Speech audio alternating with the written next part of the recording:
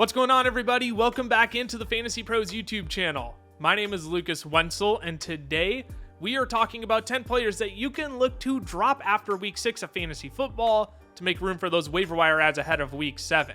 We'll make sure to cover guys in both deep leagues and shallow leagues, but before we dive on into the list, if you want a chance at winning a signed Justin Jefferson Vikings helmet for free, courtesy of our friends at pristineauction.com, all you need to do is head to fantasypros.com/contest, complete the form, and either download the Fantasy Pros Draft Wizard app, leave a review for the podcast, or follow us on X, Instagram, or TikTok at Fantasy Pros.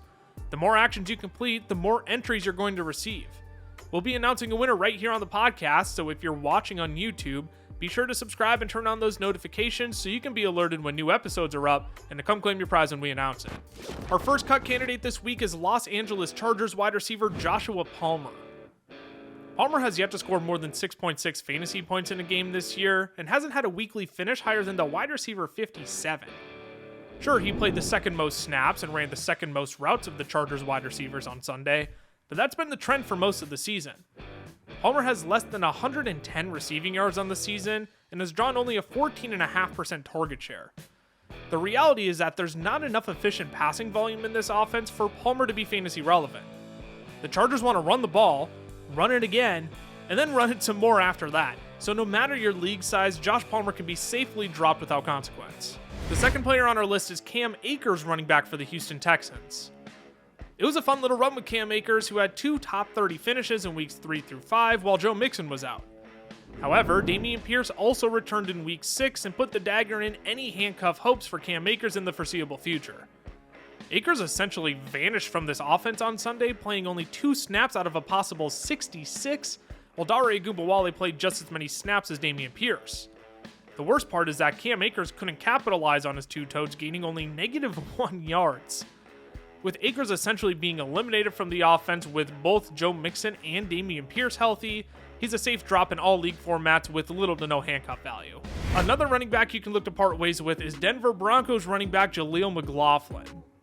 I don't want to go as far as saying Javonte Williams may be reclaiming this backfield, but this is the second week in a row Javonte has played the majority of the snaps, while Jaleel McLaughlin has been second fiddle in fighting off the likes of Blake Watson, Michael Burton, and Audric Estime for snaps. The big draw for McLaughlin this year was that he could be the efficient 2 and a 1-2 punch with Javonte while drawing a majority of the receiving work. Unfortunately, neither has happened for McLaughlin. He's averaging only 3.2 yards per carry, while Javonte has drawn twice as many targets, including 6 in back-to-back weeks now. In a deeper league, I understand wanting to keep McLaughlin stashed, but with Audric Estime back from IR, McLaughlin's role will continue to be capped with limited upside. The next player you can look to drop this week is Ray McCloud, wide receiver for the Atlanta Falcons. I totally understood the appeal of Ray McCloud ahead of week 6. He had just scored double-digit fantasy points in consecutive weeks and got a juicy matchup with the Carolina Panthers. Unfortunately, that only turned into 3 catches on 4 targets for 30 yards while losing a fumble, scoring only 4.3 fantasy points on the day. The reality for McCloud is that he's still 3rd or 4th in the pecking order for targets depending on the week. Drake London has established himself as the alpha, Darnell Mooney is a perimeter 2, and the Falcons have been trying to get Kyle Pitts more involved the last 2 weeks. That doesn't leave much for Ray McCloud, who, if we're being honest, hasn't done much to warrant a ton of optimism considering he doesn't have a single top 40 weekly finish this year. In deeper leagues, you can hold on to him if you want, but in shallow leagues, you can likely do better than Ray McCloud. Returning to our list once again this week is Ezekiel Elliott of the Dallas Cowboys. Look, I don't know how many times I need to put Zeke on this list before his roster percentage dips below 30%. What exactly are we waiting for from Zeke? If you want to point at the box score this week and say, look, he got more snaps and carries than Rico Dowdle, might I show you the 2.1 yards per carry he averaged on those 8 attempts? This was a drive-by-drive rotation for the Dallas Cowboys, which doesn't make me feel any better about Zeke. Rico Dowdle is still the much better fantasy asset, and Zeke now has had 4 straight weekly finishes outside of the top 50 running backs. The Cowboys enter their bye week in week 7, and there is little to no reason you should be holding on to the inefficient Ezekiel Elliott in any format. Coming in next is Cleveland Browns wide receiver Jerry Jeudy. This Cleveland Browns offense is just pitiful. Deshaun Watson still has yet to throw for 200 yards in a game this year. They went 27 straight third downs without converting, and this is a ride you don't have to force yourself to be on. Jeudy's first 2 weeks of the season provided promise. He finished as a top 30 wide receiver in both weeks 1 and 2, while seeing the 16th most targets in the league through the first 4 weeks. Despite all of that, Jeudy is the wide receiver 51 on the season and is on the downswing. He's only drawn 3 targets each of the last 2 weeks, has finished as the wide receiver 60 or worse, and Kevin Stefanski has already confirmed that Deshaun Watson will be the team's quarterback in week 7. I get wanting to hold on to him for the volume we saw in the first 4 weeks, but I am happy to get off the ride at any point if there's a more stable or higher upside option on my waiver wire. Unless you're in a 2-quarterback or superflex league, you can look to drop Los Angeles Chargers quarterback Justin Herbert this week. Herbert threw for more than 180 yards for the first time this year in week 6, throwing for 237 yards, but somehow he still turned in a disappointing fantasy day. What's sad is that his 13.6 fantasy points were a season high for him, yet, pending Monday Night Football, he's only the quarterback 19 on the week. What's been killer for Herbert this year is the lack of touchdowns and the lack of rushing yards. He's only tossed 6 touchdowns in 5 games, and he's only gained 26 yards with his feet this year. Just like we talked about with Josh Palmer, the Chargers want to run it again, and run it some more afterwards, which is crushing any fantasy hopes for Justin Herbert this year. If he's your backup quarterback in a single quarterback league, drop him. He's not adding any value to your team that can't be streamed on the waiver wire later. Another running back making his return to our list is Zamir White, running back for the Las Vegas Raiders.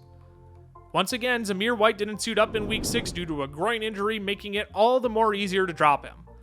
Similar to week 5, the Raiders elected to pivot straight to Alexander Mattison and give him the lion's share of the work. Mattison at least capitalized this week by catching all 5 of his targets while scoring on the ground as well. However, this team still cannot run the football. Mattison averaged only 2.36 yards per carry on Sunday, despite getting fed 14 attempts.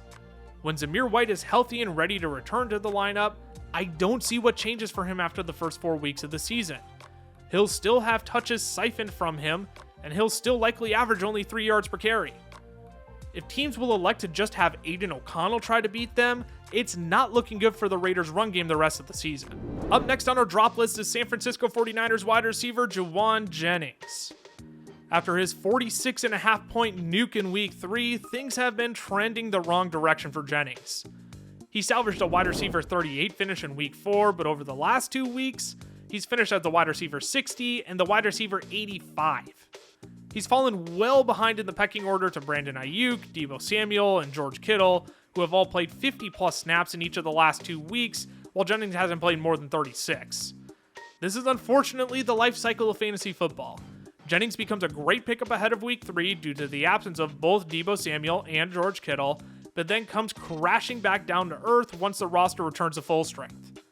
Before you send off Jennings in your shallow leagues, make sure to salute him for your service to your roster this year, because his 46.5 points guaranteed you at least 1 win this year. Our last cut candidate of the week is Green Bay Packers wide receiver Dontayvion Wicks. This one is tough because Dontayvion Wicks is a talented football player, but the drops have been killer, and now he's dealing with a shoulder injury. Similar to Jennings, Wicks was a hot ad when first Christian Watson was slated to miss time, and then Romeo Doubs sat out week 5 as well. However, now that both are back in the lineup, the opportunity dwindles for Wicks once he returns from injury. In deeper leagues, you can keep Wicks stashed considering Packers wide receivers caught 4 touchdowns on Sunday, but in shallow leagues, you can look to part ways and hunt in the waiver wire for a new difference maker instead. Alrighty, y'all, that is it. That's all I've got for you today, but before we sign off here, remember, if you want a chance at winning a signed Justin Jefferson Vikings helmet for free, courtesy of our friends at pristineauction.com, all you need to do is head to fantasypros.com/contest, complete the form, and either download the Fantasy Pros Draft Wizard app, leave a review for the podcast, or follow us on X, Instagram, or TikTok at FantasyPros. The more actions you complete, the more entries you'll receive. We'll be announcing a winner right here on the podcast, so if you're watching on YouTube, be sure to subscribe and turn on those notifications so you can be alerted when new episodes are up and to come claim your prize when we announce it.